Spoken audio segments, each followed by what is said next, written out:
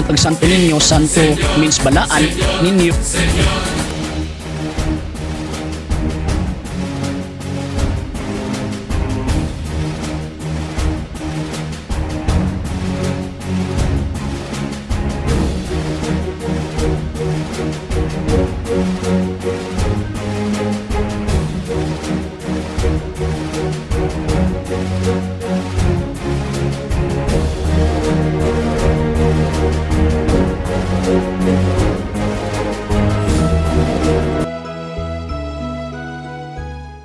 Ang tinuod mga hikalag may igsuon na ala may usa ka buok Santo Niño. Kung man tag Santo Niño, Santo means balaan, Niño means bata. Pag mingon tag balaan nga bata or Santo Niño, kung sa biblical terms or passages pa na kung ato ang tan-awon, naga-refer lang kana kang Ginoong Hesukristo. So kung mingon tag Santo Niño, refer na kang Ginoong Hesukristo. Pero ang question mahitungod sa imahin og larawan. Kanong naay Santo Niño nga itom, naapoy Santo Niño nga puti.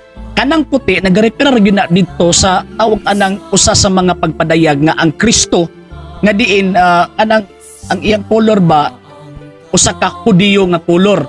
So pution gid siya. Pero nganong naa may Santo Niño nga itom sa hinungdan nga pag-abot ni Fernando Magallanes dinhi sa Pilipinas ni atong 1521, paghatag niya og regalo didto kang Reyna Juana nga tawag ini nga asawa ni Raha Humabon, paghatag niya sa ninyo nga puti, wala man niya panumbaling, gidawat lang isip gift, pero murag baliwala lang. Unya ang katuyuan ni Fernando Magallanes is i-Christianize ang mga nitibo nga mga Pilipino. So mauto, gikuha pagbalik, ilang gipinturahan og itom.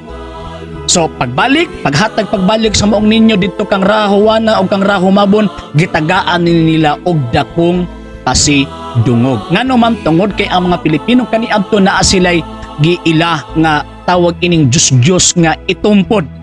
So, wa man sila kaila atong puti mo nang gibaliwala lang nila.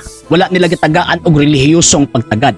Apan sa dihang gipinturahan ni og itom, gihatag pagbalik dito sa ilaha, gitagaan nila og dakong pagtagad kining maong larawana ngano man kana inculturate ang maong gitawag og larawan sa kultura sa mga Pilipino nga nagdawat ni anang maong larawana. So buot pasabot, usa lang kabuk ang Kristo, usa lang kabuk ang Niño, apan gipadayag sa tanang mga kultura mo nang naay ninyo nga puti, naapoy ninyo nga itom kay si Kristo para sa tanan ug sa tanan.